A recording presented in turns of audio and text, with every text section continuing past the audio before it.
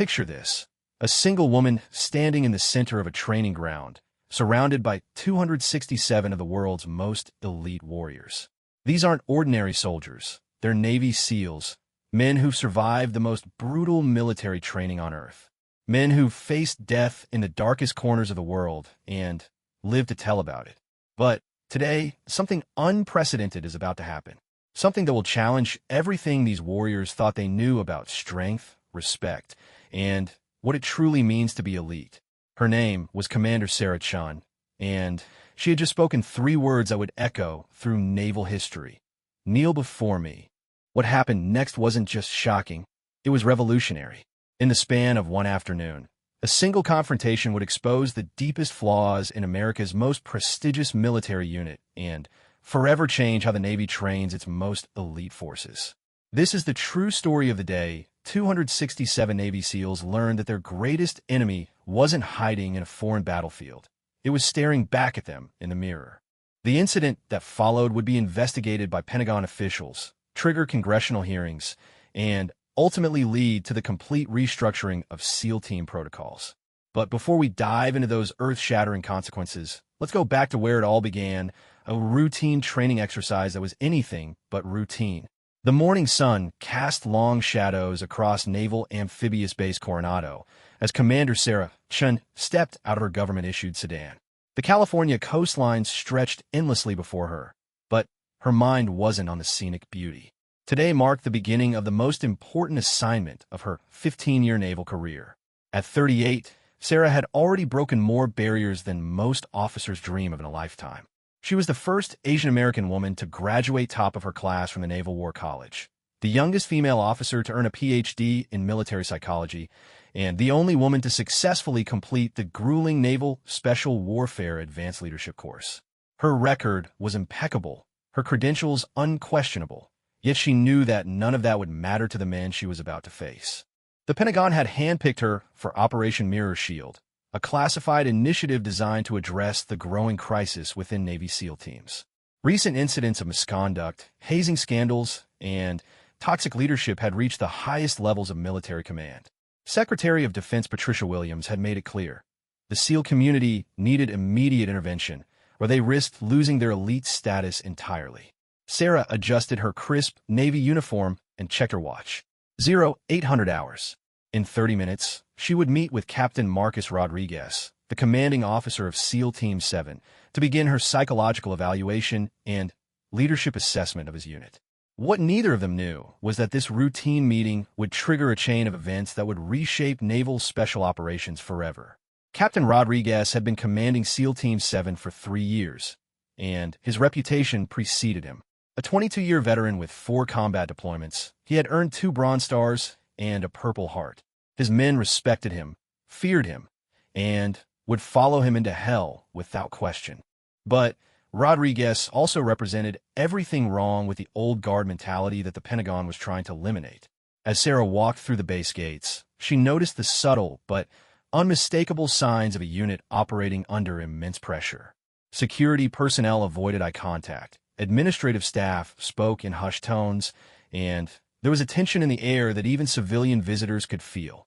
SEAL Team 7 had recently returned from a classified mission in Eastern Europe, and rumors were already circulating about incidents that occurred during their deployment. The team's reputation for getting results was matched only by their reputation for controversy. 6 months earlier, 3 team members had been investigated for excessive use of force during a hostage rescue operation. The charges were eventually dropped due to classified evidence, but the incident had left permanent stains on their record. More troubling were the reports of internal conflicts, with junior enlisted personnel filing multiple complaints about leadership practices that bordered on abuse. Sarah had spent weeks reviewing personnel files, incident reports, and psychological evaluations before arriving at Coronado. What she discovered painted a picture of a unit in crisis. Divorce rates among team members were 30% higher than the naval average. Alcohol-related incidents had increased by 40% over the past year. Most concerning of all, retention rates had plummeted as experienced operators chose to leave rather than continue serving under current conditions. The briefing materials also revealed a pattern of resistance to outside oversight. Previous attempts to implement new training protocols had been met with passive-aggressive noncompliance. Mental health initiatives were openly mocked. Female personnel assigned to support roles reported constant harassment and discrimination. It was clear that SEAL Team 7 saw themselves as above the rules that governed the rest of the military. As Sarah approached the team's headquarters building, she could see groups of operators conducting physical training on the beach. Even from a distance, their physical conditioning was impressive. These were men who could run 20 miles in full combat gear, hold their breath underwater for impossible lengths of time, and execute complex military operations with surgical precision. But physical prowess meant nothing if it wasn't coupled with mental discipline and moral courage. Her escort, Lieutenant Commander James Mitchell, had been carefully selected by Pentagon officials. A former SEAL himself, Mitchell understood the culture she would be entering while maintaining loyalty to the broader naval mission. He had briefed her extensively on the personalities she would encounter and the resistance she should expect. "Ma'am, I want to be straight with you," Mitchell had told her during their final preparation meeting. "These men don't respect outsiders, especially outsiders with oversight authority. They're going to test you in ways that would make civilian psychologists run for the hills. The question isn't whether they'll try to break you down. It's whether you're ready for what happens when they realize they can't." Sarah had faced skepticism and hostility throughout her career, but never at this level. SEAL teams operated according to their own rules, their own traditions, and their own definition of acceptable behavior.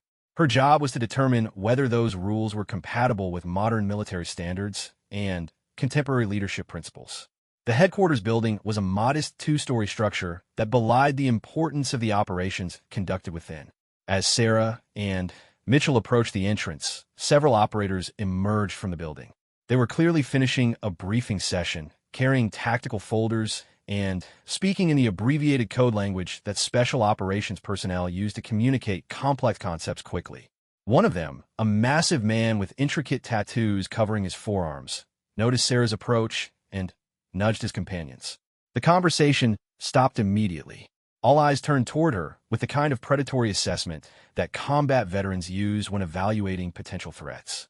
Sarah maintained her composure, making eye contact with each man as she passed. None of them acknowledged her presence with the customary military courtesy that her rank demanded. This was her first real glimpse into the culture she had come to evaluate. In regular Navy units, a commander would receive immediate recognition and respect from enlisted personnel. Here, her authority was being openly questioned before she had even introduced herself. The message was clear: rank meant nothing without their approval, and their approval would not be easily earned. Inside the building, the atmosphere was equally charged. Administrative personnel who should have been focused on their duties found reasons to observe the newcomer. Conversations stopped mid-sentence as she walked past. The psychological pressure was immediate and intentional, a coordinated effort to make her feel unwelcome and out of place. Lieutenant Commander Mitchell guided her through corridors lined with photographs of past SEAL operations, fallen heroes, and team achievements. The visual messaging was powerful and deliberate. This unit had a proud history of sacrifice and success that outsiders could never truly understand. The implication was that anyone attempting to change their methods was dishonoring that legacy. As they approached Captain Rodriguez's office, Sarah could hear voices engaged in what sounded like a heated discussion. Mitchell knocked firmly and waited for permission to enter. When the door opened, Sarah found herself facing not just Captain Rodriguez, but 5 of his senior operators. All conversations ceased as she entered the room. Captain Rodriguez was exactly what Sarah had expected based on his personnel file: mid-40s, physically imposing, with the weathered appearance of someone who had spent years in hostile environments. His office walls were covered with commendations, unit patches, and photographs of successful missions. Behind his desk hung a framed copy of the SEAL Creed, its words serving as a constant reminder of the standards his men were expected to uphold. "Commander Chun," Rodriguez said, rising from his chair with deliberate slowness, "welcome to SEAL Team 7. I trust your journey from Washington was comfortable." There was nothing openly disrespectful in his greeting, but his tone carried subtle implications that Sarah immediately recognized. The emphasis on her journey from Washington labeled her as an outsider. The reference to comfort suggested that she was accustomed to easy conditions. Even his use of her rank, while technically correct, somehow managed to sound dismissive. The 5 senior operators remained standing, watching the interaction with obvious interest. Sarah recognized them from their personnel files. Master Chief Petty Officer Thomas Kane, the team's senior enlisted leader. Petty Officer First Class David Morrison, a sniper specialist with 6 deployments. Petty Officer First Class Miguel Santos, an explosives expert. Petty Officer First Class Robert Taylor, a communication specialist. And Petty Officer First Class Aaron Williams, a medic and psychological operations expert. These were the informal leaders of SEAL Team 7, the men whose opinions carried more weight with the operators than any official command structure. If Sarah was going to succeed in her mission, she would need to earn their respect. But their body language and facial expressions made it clear that they had already reached conclusions about her capabilities and intentions. "Gentlemen," Rodriguez continued, "Commander Chun is here as part of a Pentagon initiative to evaluate our training methods and leadership practices. She'll be observing our operation for the next several weeks and making recommendations to higher command." The way he framed her mission was technically accurate, but strategically damaging. By emphasizing that she was there to evaluate and make recommendations, he positioned her as a threat to their autonomy and traditions. The operators' expressions hardened noticeably as they processed this information. Master Chief Kane stepped forward slightly, his presence commanding immediate attention from everyone in the room. At 41, he had been with SEAL teams longer than some of his subordinates had been alive. His influence on unit culture was immeasurable, and his opinion of outside interference was well known throughout the special operations community. "Ma'am," Kane said, his voice carefully neutral, "we appreciate the Pentagon's interest in our operations. We're always looking for ways to improve our effectiveness and maintain our edge over our adversaries. I'm sure your academic background will provide valuable insights into our training methodologies." Every word was chosen with precision. The reference to academic background subtly questioned whether she had real-world experience. The mention of maintaining their edge implied that changes might compromise their operational effectiveness. It was a masterclass in respectful insubordination, technically appropriate, but loaded with underlying challenges. Sarah understood that her response to this initial contact would set the tone for everything that followed. These men were testing her resolve, her composure, and her understanding of their culture. They expected her to either retreat into bureaucratic language or attempt to assert authority through rank and regulation. Neither approach would succeed with this audience. "Master Chief Kane," she replied, "I appreciate your perspective on continuous improvement. My role here isn't to question your operational effectiveness, which speaks for itself. Instead, I'm here to understand how we can support your mission while ensuring that our methods align with contemporary military standards and values." Her response acknowledged their expertise while establishing clear expectations about military standards. She avoided defensive reactions while maintaining her authority. Most importantly, she framed her presence as supportive rather than punitive, though everyone in the room understood that her findings could have serious consequences. The tension in the room was palpable as the operators processed her words and evaluated her demeanor. This was the beginning of what would become a psychological chess match between highly skilled professionals on both sides.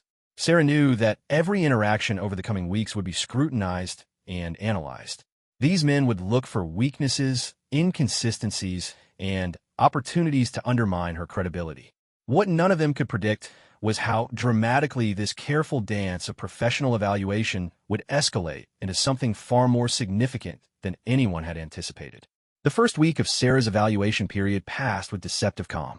She attended briefings, observed training exercises, and conducted individual interviews with team members. On the surface, everything appeared professional and cooperative. But beneath that veneer, she could sense growing resistance and mounting tension. The operators had clearly established ground rules among themselves about how to handle her presence. They provided the minimum level of cooperation required by military protocol, while making it subtly clear that she was not welcome in their inner circle. Conversations stopped when she approached. Training scenarios were modified to exclude sensitive tactics. Even casual interactions carried an undercurrent of barely concealed hostility. Sarah documented everything meticulously. The pattern of behavior she observed was consistent with psychological research on closed group dynamics and resistance to authority. These men had created their own culture within the broader military structure, complete with unwritten rules, informal hierarchies, and shared beliefs about acceptable conduct. Her presence represented a direct threat to that autonomy. On Tuesday morning of her second week, Sarah arrived at the training facility to observe what was described as a routine combat simulation exercise. What she found instead was something far more concerning. The scenario involved a hostage rescue operation, but the role-playing used to simulate civilian casualties included degrading language and behavior that violated multiple military regulations regarding respect for noncombatants. When Sarah questioned Master Chief Kane about the inappropriate content, his response was dismissive. "Ma'am, we train like we fight. Our enemies don't follow academic theories about appropriate language.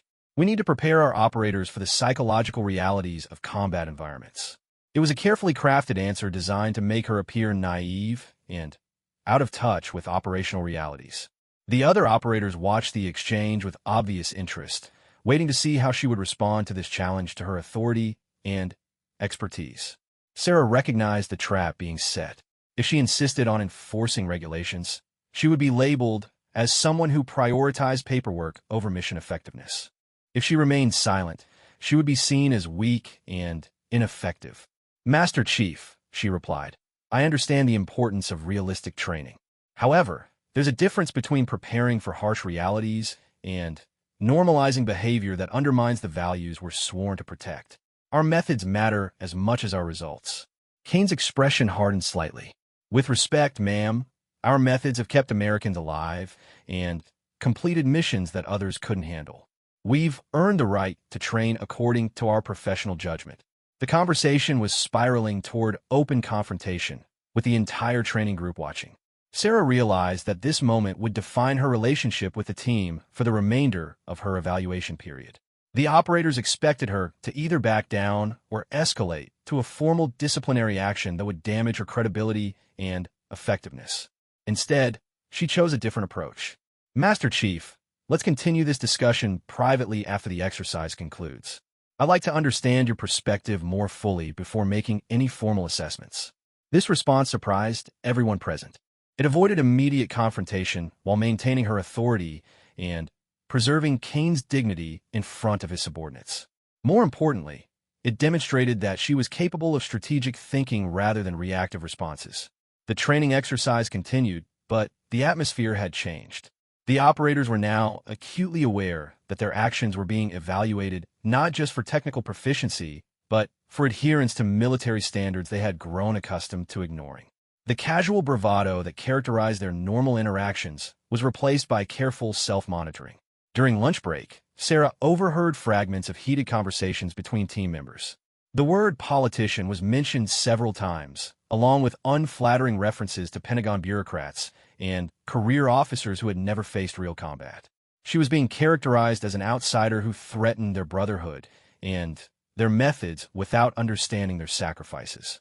That afternoon's private conversation with Master Chief Kane revealed the depth of the cultural divide she was trying to bridge. Kane had served with distinction for over 20 years, participating in operations that remained classified at the highest levels of government. He had seen teammates killed, had made life and death decisions in impossible circumstances, and had earned his position through demonstrated competence under extreme pressure. From his perspective, Sarah represented everything that was wrong with contemporary military leadership: academic credentials valued over practical experience, political correctness prioritized over operational effectiveness, and bureaucratic oversight imposed by people who had never faced the realities of special operations warfare. "Ma'am," Kane explained, "you're asking us to change methods that have worked for decades. Our training produces the most effective special operations personnel in the world. When diplomacy fails and regular military units can't get the job done, they call us. We succeed because we do things differently.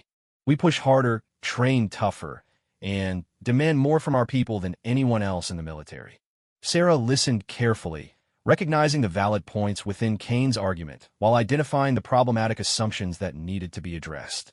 "Master Chief, I'm not questioning your operational effectiveness or the sacrifices you've made.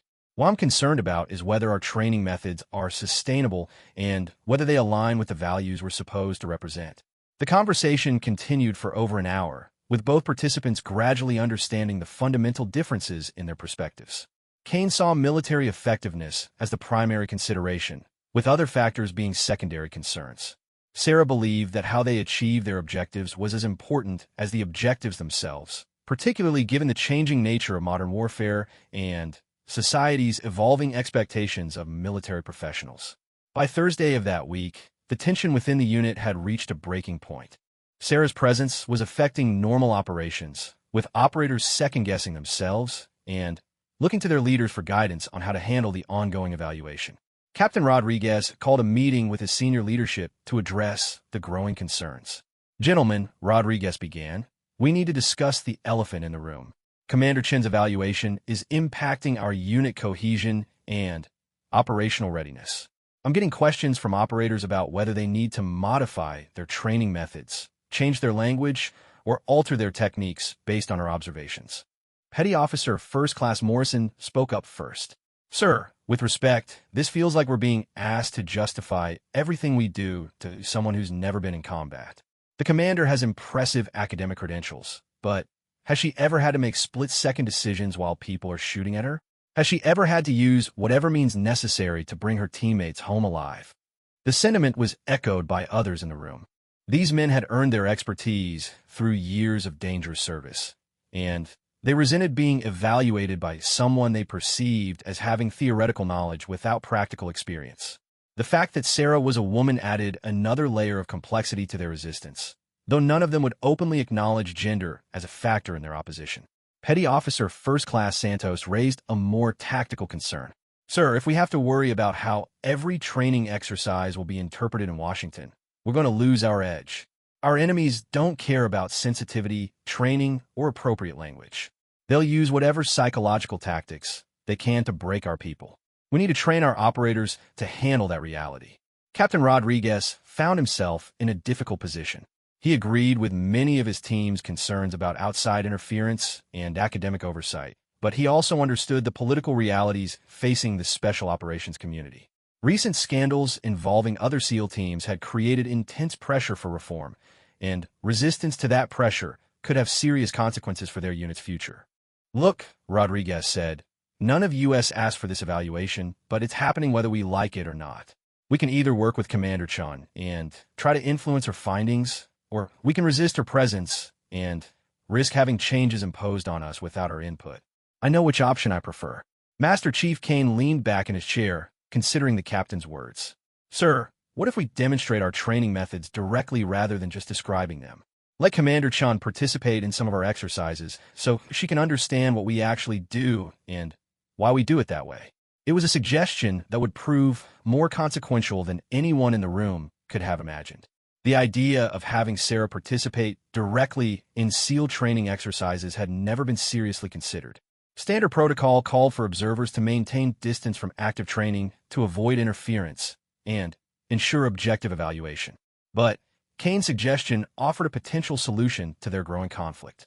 If Sarah could experience their training methods firsthand, she might develop a better understanding of the pressures and challenges that shape their culture. Alternatively, if she proved unable to handle their standards, it would demonstrate the gulf between academic theory and operational reality. Captain Rodriguez was intrigued by the possibility. "Master Chief, what specific exercises did you have in mind? We obviously can't include her in classified training scenarios, but there might be some basic physical and psychological challenges that could give her better insight into our methods." The conversation continued for another 30 minutes as they discussed various options. What emerged was a plan that seemed reasonable on the surface, but carried significant risks for everyone involved. They would invite Sarah to participate in a modified version of their standard psychological resilience training, designed to test mental toughness and decision-making under extreme stress. The exercise they settled on was called Command Under Pressure, a scenario-based training routine that placed participants in simulated high-stress situations requiring rapid decision-making and leadership under fire. Normally reserved for senior operators being prepared for leadership roles, the exercise had a reputation for breaking down even experienced personnel and revealing their true character under pressure. What made this particular exercise especially challenging was its psychological component. Participants were subjected to verbal aggression, psychological intimidation, and deliberate attempts to undermine their confidence and authority. The goal was to prepare future leaders for the reality that enemies would use psychological warfare alongside physical violence to achieve their objectives. Kane and Rodriguez convinced themselves that offering this challenge to Sarah was both fair and educational. If she succeeded, she would gain credibility with the team and better understanding of their training methods. If she failed, it would validate their concerns about outside oversight and academic approaches to military leadership. Neither of them fully considered the possibility that Sarah might not only succeed, but do so in a way that would fundamentally challenge their assumptions about strength, leadership, and respect. They were about to discover that their newest observer possessed reserves of mental toughness that would shock everyone present, including herself. Friday afternoon, Captain Rodriguez approached Sarah with their proposal. "Commander, my team has been discussing your evaluation methods, and we'd like to offer you an opportunity for more direct observation. We have a psychological training exercise scheduled for Monday that might give you better insight into how we develop mental resilience in our operators." Sarah immediately recognized the underlying challenge in his words. This wasn't just an invitation to observe. It was a test designed to prove that she couldn't handle their standards. The respectful tone and professional language couldn't disguise the fact that they were essentially daring her to put her money where her mouth was. "Captain," she replied, "I appreciate the opportunity for more direct observation. Can you provide me with details about the specific exercise and what my participation would involve?" Rodriguez outlined the command under pressure scenario, describing it as a leadership development tool used to prepare senior personnel for high-stress decision-making. He was careful to present it as educational rather than confrontational, but Sarah understood exactly what was being proposed. This was her moment of truth. She could decline the invitation and maintain her position as an outside observer, but doing so would confirm their belief that she was unable to handle the realities of their profession. Alternatively, she could accept their challenge and risk public humiliation if she proved unable to meet their standards. But Sarah had spent 15 years preparing for moments like this. Her doctoral research had focused specifically on leadership under extreme stress, and she had undergone extensive training to understand the psychological demands of special operations environments. More importantly, she possessed something that none of the operators expected: a level of mental discipline and emotional control that had been forged through years of facing discrimination and hostility in male-dominated military environments. "Captain Rodriguez," she said, "I accept your invitation. I believe first-hand experience will indeed provide valuable insights for my evaluation. When in, what do you need me on Monday?" The die was cast. What neither Sarah nor the SEAL team members realized was that Monday's exercise would become the most significant training event in the unit's history, not because of what they learned about psychological resilience, but because of what they discovered about their own assumptions and limitations. Monday morning arrived with an unseasonable chill in the California air. Sarah had spent the weekend preparing herself mentally for whatever challenges lay ahead. She arrived at the training facility dressed in standard military combat utilities, her hair pulled back in a regulation bun, every aspect of her appearance squared away according to military standards. The training area had been configured specifically for the command under pressure exercise. A large circle had been marked out in the sand, approximately 20 feet in diameter, with various props and equipment placed around the perimeter. Folding chairs were arranged in concentric circles around the central area, creating an amphitheater effect that would allow maximum observation of whatever occurred in the center. As Sarah approached the designated area, she could see that word of the day's event had spread throughout the base.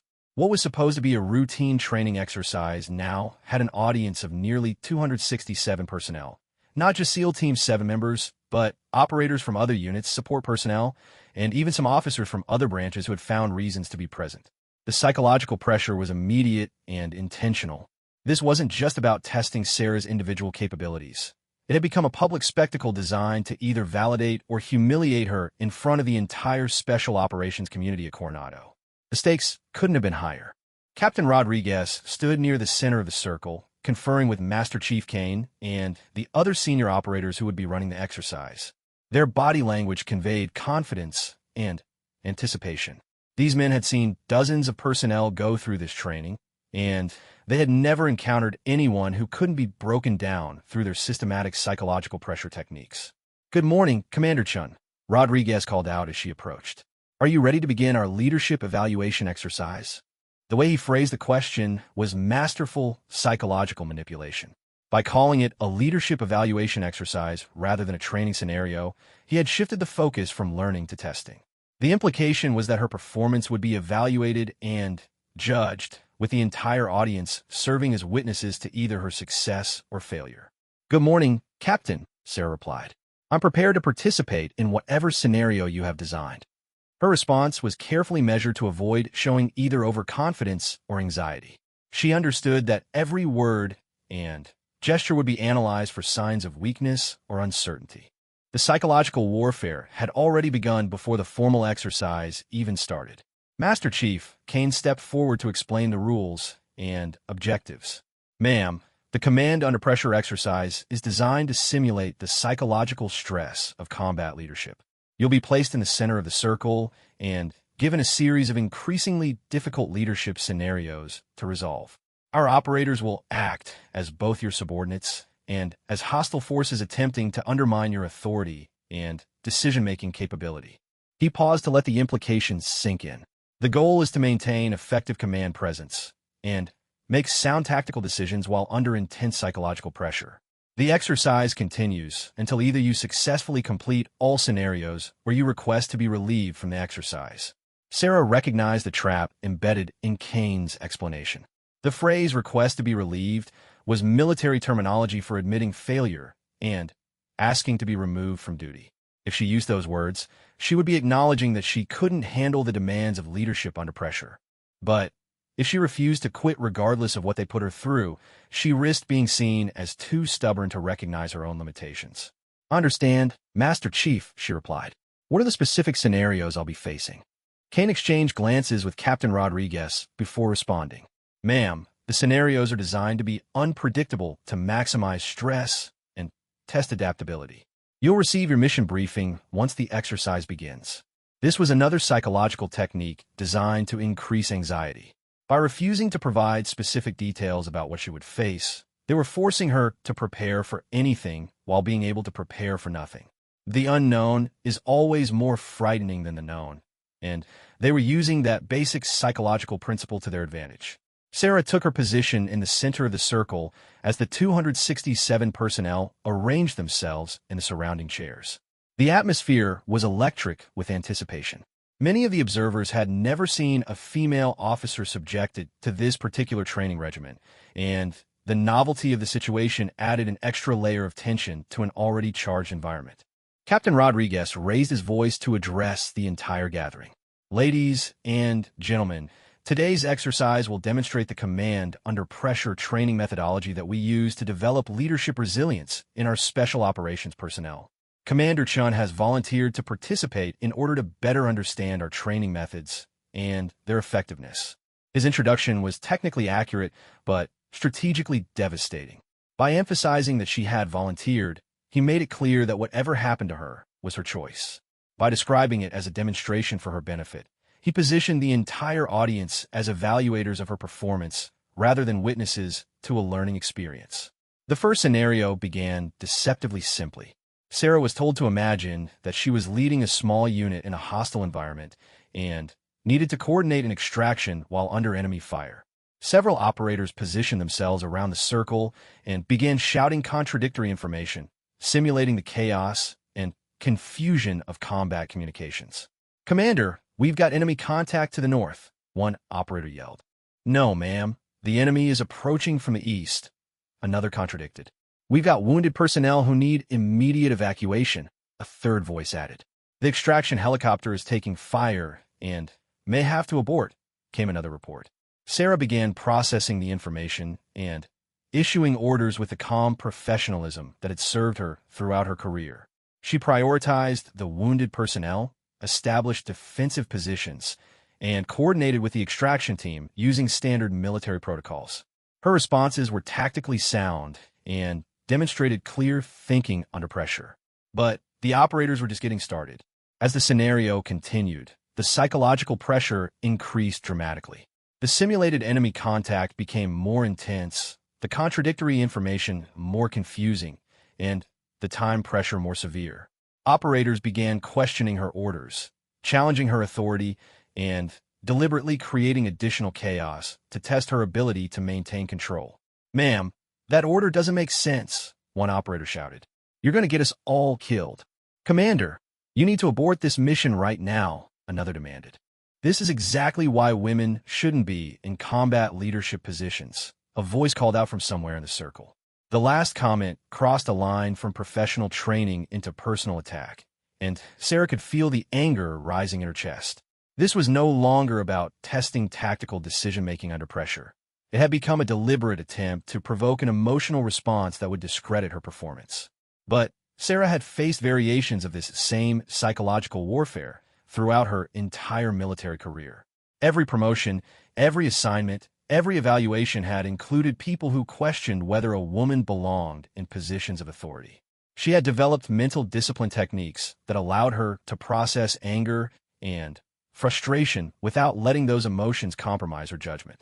"Operator," she called out in response to the inappropriate comment, "your focus should be on the mission, not on personal opinions about military personnel policy. Resume your assigned role in this exercise." Her response was perfect, acknowledging the inappropriate nature of the comment without getting drawn into an argument, maintaining her authority without escalating the conflict, and redirecting everyone's attention back to the training scenario. The audience fell silent for a moment, recognizing that they had just witnessed masterful leadership under pressure. But Master Chief Kane wasn't finished. If traditional psychological pressure wasn't working, he was prepared to escalate to techniques that had broken down even the most experienced operators. The next phase of the exercise involved what they called authority undermining, a systematic attempt to destroy her confidence and credibility through coordinated psychological attacks. The operators began a carefully orchestrated campaign of insubordination designed to simulate the worst-case leadership challenges. They questioned every order, demanded explanations for obvious decisions, and created artificial emergencies that required immediate attention. The goal was to overwhelm her decision-making capacity and force her into making mistakes that would justify their skepticism about her capabilities. "Ma'am, I'm not following that order until you explain your tactical reasoning," one operator declared. "Commander, your previous decision resulted in simulated casualties. How do you plan to prevent additional losses?" another demanded. "Ma'am, the men are losing confidence in your leadership. Maybe you should consider transferring command to someone with more experience," a third suggested. Each challenge was delivered with just enough respect to avoid being technically insubordinate while containing enough disrespect to be psychologically damaging. They were using every technique they had learned about psychological pressure while maintaining plausible deniability about their intentions. Sarah recognized the coordinated nature of the attacks and understood that this was the real test. Anyone could handle random chaos and confusion, but dealing with systematic undermining of authority required a different level of mental toughness. This was where they expected her to break down, lose her temper, or admit that she couldn't handle the pressure. Instead, she did something that surprised everyone present. She stopped responding to their individual challenges and addressed the group as a whole with quiet authority that cut through all the artificial chaos they had created. "Operators," she said, her voice carrying clearly across the training area, "I've been observing your behavior during this exercise, and I want you to understand what's actually happening here." The psychological attacks stopped immediately as everyone focused on her unexpected shift in approach. This wasn't in the script they had prepared, and uncertainty about her next move created genuine tension among the operators. This exercise was described as leadership training, but what I'm experiencing is hazing disguised as professional development. You're not testing my tactical decision-making under combat stress. You're testing whether I'll tolerate disrespect and insubordination from personnel under my command. Her words hit the gathering like a physical blow. She had just publicly called out the entire special operations community for behavior that everyone present recognized, but nobody had been willing to acknowledge directly. More importantly, she continued, "You're demonstrating exactly the kind of toxic leadership culture that the Pentagon sent me here to evaluate. Every technique you're using against me is being documented as evidence of systematic problems within this unit." Master Chief Kane stepped forward his face showing the first signs of genuine anger rather than calculated psychological pressure. "Ma'am, with respect, you volunteered for this exercise. If you can't handle our training methods, nobody forced you to participate." It was the moment everyone had been waiting for, the direct confrontation between the established SEAL culture and the outside authority that threatened to change it.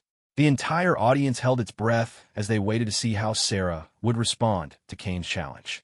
What happened next would become legendary within the special operations community and would be recounted in training sessions for years to come. Sarah looked directly at Master Chief Kane, then slowly surveyed the entire circle of operators who had been participating in her psychological harassment. And then she spoke the three words that would change everything. "Kneel before me." The three words hung in the air like thunder after lightning. Complete silence descended over the training ground as 267 elite warriors processed what they had just heard. Nobody moved. Nobody spoke. The only sound was the distant crash of waves against the Coronado's shoreline and the whisper of wind across the sand. "Kneel before me." Commander Sarah Chun stood motionless in the center of the circle, her gaze moving systematically from one face to another. There was no emotion in her voice, no anger or frustration. The command had been delivered with the quiet authority of someone who expected absolute compliance and had no doubt that it would be forthcoming. Master Chief Kane's face went through a series of expressions: surprise, confusion, anger, and something that looked disturbingly like fear. In 23 years of military service, he had never heard an officer issue such a direct challenge to the fundamental structure of military hierarchy and respect. Officers commanded through rank and regulation. They didn't demand personal submission or subservience. "Ma'am," Kane said slowly, "I'm not sure I understand what you're asking." Sarah's response came immediately, her voice carrying across the training ground with crystalline clarity. "Master Chief Kane," I said, "kneel." That's not a request or suggestion. That's a direct order from a superior officer to a subordinate. Execute it now. The psychological dynamics of the situation had shifted completely. For the past hour, the operators had been systematically attacking Sarah's authority through carefully orchestrated disrespect and insubordination. Now she was using their own methods against them, demanding a level of submission that would publicly demonstrate who actually held power in this confrontation. But her demand went far beyond normal military protocol. Officers didn't typically require enlisted personnel to kneel unless they were being arrested or searched for security reasons. What Sarah was demanding was symbolic submission, a physical acknowledgement of her authority that would humiliate Kane in front of his peers and subordinates. Captain Rodriguez stepped forward, clearly uncomfortable with the direction the exercise had taken. "Commander Chun, I think we may have misunderstood the objectives of this training scenario. Perhaps we should take a break and discuss." "Captain Rodriguez," Sarah interrupted, her eyes never leaving Kane's face. "This exercise was designed to test leadership under pressure and psychological resilience. Master Chief, Kane has spent the past hour attempting to break down my authority through systematic disrespect and manufactured insubordination. Now I'm testing his psychological resilience and his commitment to military hierarchy when the pressure is applied to him." Her logic was unassailable and devastating. Every technique they had used against her was now being turned back on them with surgical precision. The psychological pressure, the public humiliation, the challenge to personal dignity. She was demonstrating that she could employ their methods more effectively than they could. Kane found himself trapped in an impossible situation. If he refused to follow her direct order, he would be guilty of insubordination in front of 267 witnesses, including officers from other units who could report the incident through official channels. But if he complied with her demand to kneel, he would be publicly submitting to an authority that he had spent years questioning and undermining. "Ma'am," Kane said, his voice tight with controlled anger, "you're asking me to. I'm ordering you to demonstrate the same level of respect for legitimate military authority that you've been demanding from your subordinates for the past 20 years. Sarah cut him off. "If you believe in the chain of command, prove it. If you believe in following orders from superior officers, demonstrate it. If you believe in the military values you claim to uphold, show everyone here what those values look like in practice." The silence stretched on as Kane wrestled with his options. Around the circle, operators who had been confident and aggressive just minutes before now looked uncertain and uncomfortable.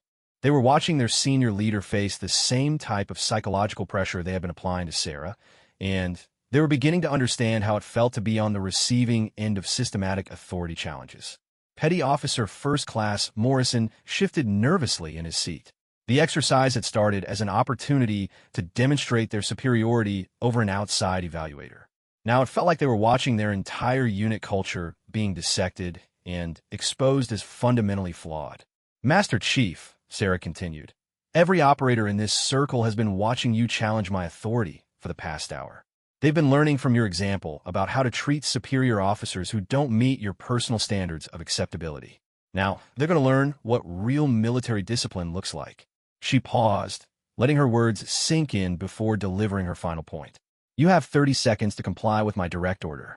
If you refuse, I'll recommend you for formal disciplinary action for insubordination in front of multiple witnesses.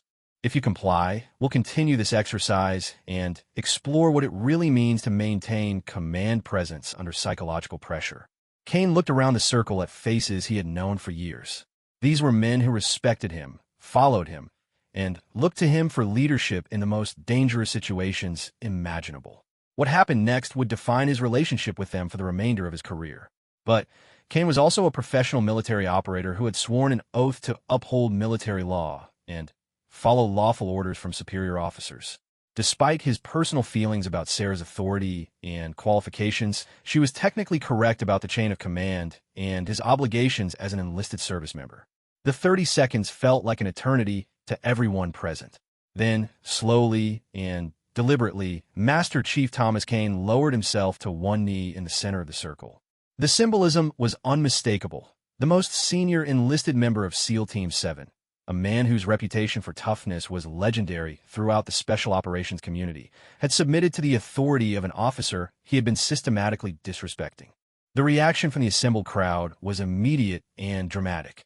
Some operators stared in shock and disbelief. Others looked uncomfortable or angry at seeing their leader publicly humiliated. A few seemed to be processing the implications of what they had just witnessed for their own behavior and attitudes. But Sarah wasn't finished. Having established her authority over Kane, she now turned her attention to the other operators who had participated in the psychological harassment campaign. Petty Officer Morrison, she called out, you made several inappropriate comments during the exercise about women in combat leadership positions.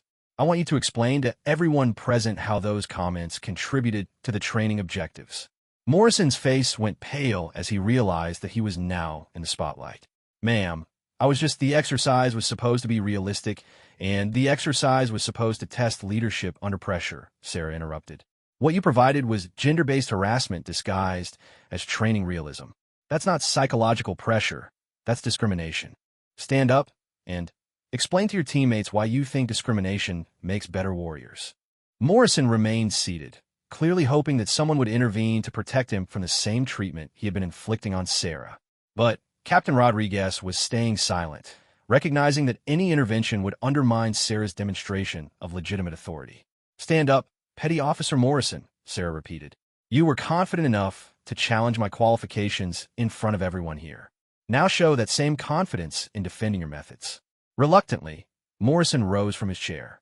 Ma'am, we train hard and we talk hard because our missions are hard.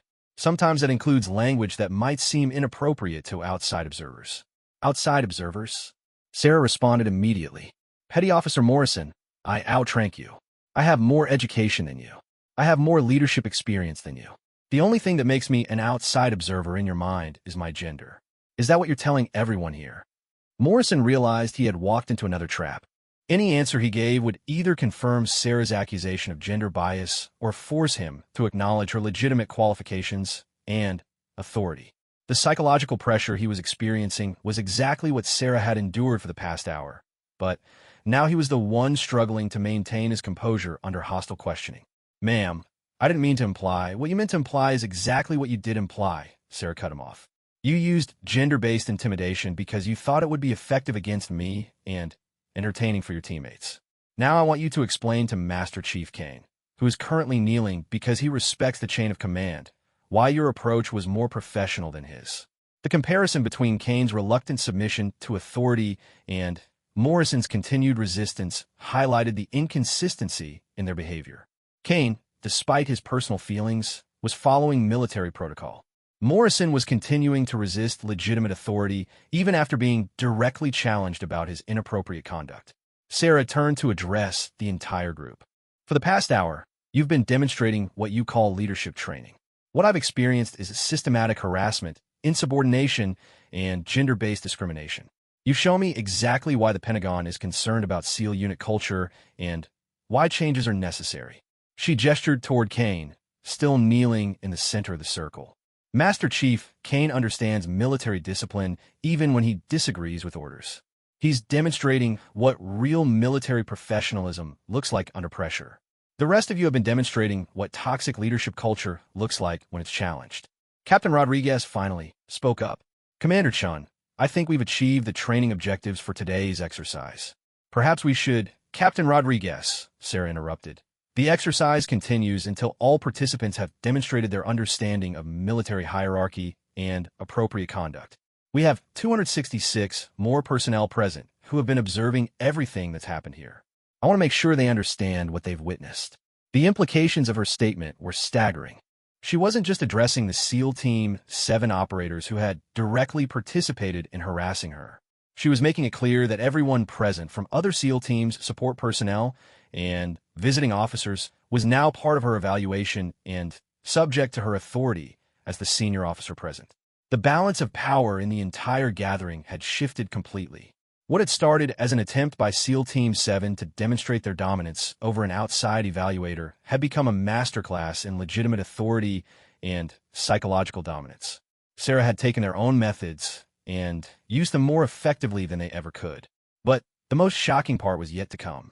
As Sarah continued to address the crowd, systematically dismantling their assumptions about power, respect, and military hierarchy, something unprecedented began to happen among the assembled operators. One by one, without being ordered or commanded, other members of SEAL Team 7 began lowering themselves to one knee in solidarity with Master Chief Kane. It started with Petty Officer Santos, then Taylor, then Williams. Within minutes, the entire senior leadership of the team had knelt in acknowledgement of Sarah's authority and their recognition that their behavior had been unacceptable. The gesture spread beyond the immediate team. Operators from other units, support personnel, and even some visiting officers found themselves kneeling as they processed what they had witnessed and recognized their own complicity in the toxic culture that Sarah had exposed. What had begun as a challenge to Sarah's authority had become a moment of unprecedented accountability within the special operations community. 267 of the military's most elite warriors were kneeling before a single officer who had demonstrated that real strength came not from physical prowess or aggressive intimidation, but from moral courage and intellectual dominance. The sight was both inspiring and terrifying. Inspiring because it showed that positive change was possible even in the most resistant military cultures. Terrifying because it revealed how completely those cultures had been corrupted by unchallenged assumptions about power and respect. The image was seared into the memory of everyone present. 267 elite warriors kneeling on the Coronado training ground, their heads bowed before Commander Sarah Chun as she stood in the center of the circle. The silence was profound, broken only by the sound of ocean waves and the distant hum of base operations continuing around them. For several minutes, nobody moved or spoke. Sarah allowed the moment to extend, understanding that what had occurred needed time to be fully processed by everyone present. This wasn't just about establishing authority or winning a psychological contest. It was about creating a moment of genuine reflection that could serve as a foundation for real change. When she finally spoke, her voice had softened from the commanding tone she had used during the confrontation. "You may all return to your seats." The personnel rose slowly, many of them still struggling to process what had just happened. Master Chief Kane's face was unreadable as he regained his feet, but Sarah could see a subtle change in his posture and expression. Something fundamental had shifted in his understanding of the situation and her role in it. "Ladies and gentlemen," Sarah continued, "what we've just experienced together is going to be analyzed, discussed, and remembered for years to come. I want to make sure we all understand what actually happened here and what it means for the future." She began walking slowly around the inner edge of the circle, making eye contact with as many personnel as possible. "For the past 2 weeks, I've been observing your unit culture and documenting behaviors that concern Pentagon leadership. Today's exercise has provided more evidence than I could have gathered in months of traditional evaluation methods. Captain Rodriguez cleared his throat. Commander Chun, I think there may have been some misunderstandings about— Captain, Sarah interrupted gently. There were no misunderstandings. Your team deliberately designed this exercise to humiliate me and prove that I couldn't handle the pressures of special operations environments. They used systematic psychological harassment, gender-based intimidation, and coordinated insubordination to try to break down my authority and credibility. She paused, allowing her words to sink in. What they accomplished instead was demonstrating exactly why the SEAL community is facing institutional crisis and why intervention from higher command has become necessary. Petty Officer Morrison raised his hand hesitantly. Ma'am, permission to speak freely? Granted, Petty Officer Morrison. Ma'am, we weren't trying to harass you or discriminate against you. We were using the same training methods we've always used to test leadership under pressure. These techniques have produced some of the most effective special operations leaders in military history. Sarah nodded thoughtfully. Petty Officer Morrison, that's exactly the problem. You've been using methods that you consider normal and effective, but which violate multiple military regulations and contemporary leadership standards. The fact that you see harassment and discrimination as legitimate training tools demonstrates how disconnected this community has become from the values it's supposed to represent. She gestured toward the assembled crowd. Look around this circle. These are some of the most capable and dedicated military professionals in the world. They've sacrificed years of their lives to serve their country in the most dangerous assignments imaginable. They deserve leadership development methods that build on their strengths rather than trying to break down their dignity and self-respect. Master Chief Kane finally spoke up. Ma'am, with respect, you don't understand the nature of special operations missions. Our enemies use psychological warfare, torture, and extreme intimidation to break down captured personnel. We have to prepare our operators for those realities through realistic training scenarios. Master Chief Kane, Sarah replied, I understand those realities better than you might think. My doctoral research focused specifically on psychological resilience under extreme stress, including torture survival and resistance to interrogation. What you're describing as preparation is actually counterproductive to developing real psychological toughness. She moved to stand directly in front of Kane as she continued. True mental resilience comes from building internal confidence and emotional regulation, not from developing tolerance for abuse and humiliation. The methods you've been using create trauma responses that actually make personnel more vulnerable to psychological manipulation, not less. The education was beginning. Sarah spent the next 30 minutes providing a detailed explanation of modern psychological research on stress inoculation, leadership development, and trauma resilience. She described studies showing that positive stress challenges were more effective than negative harassment for building mental toughness. She explained how discrimination and harassment undermined unit cohesion and operational effectiveness. Most importantly, she demonstrated how the same training objectives could be achieved through methods that built up personnel rather than tearing them down. The operators listened with growing attention as she outlined alternative approaches that would maintain their high standards while eliminating the toxic elements that had corrupted their culture. The question now, Sarah said, is whether this community is willing to evolve and improve, or whether it's going to resist change and accept the consequences of continued misconduct scandals. Captain Rodriguez stood up. Commander Chun, speaking for SEAL Team 7, we're committed to working with you to implement whatever changes are necessary to address the concerns you've identified. It was a complete reversal from the resistance and hostility she had faced just hours earlier. The psychological dynamics of the confrontation had created an opportunity for genuine dialogue that wouldn't have been possible through traditional evaluation methods. Captain Rodriguez, I appreciate that commitment, but I need to understand whether you're speaking from genuine conviction or from concern about the consequences of continued resistance. Rodriguez considered the question carefully before responding. Ma'am, honestly, it's probably both. None of us wanted outside oversight or criticism of our methods. We believed that our track record spoke for itself, and that people who hadn't shared our experiences couldn't understand our requirements. He paused, looking around at his team. But What happened here today has shown us that our methods have created blind spots that we couldn't see from inside our own culture. If we're going to continue serving at the highest levels, we need to be willing to examine our assumptions and change what isn't working. Over the next several hours, Sarah facilitated the most extensive discussion of SEAL unit culture and training methods in the community's history. Personnel who had never been allowed to voice concerns about unit practices began sharing experiences of harassment, discrimination, and toxic leadership. Senior operators began acknowledging that methods they had considered normal were actually problematic and counterproductive. The conversation wasn't always comfortable.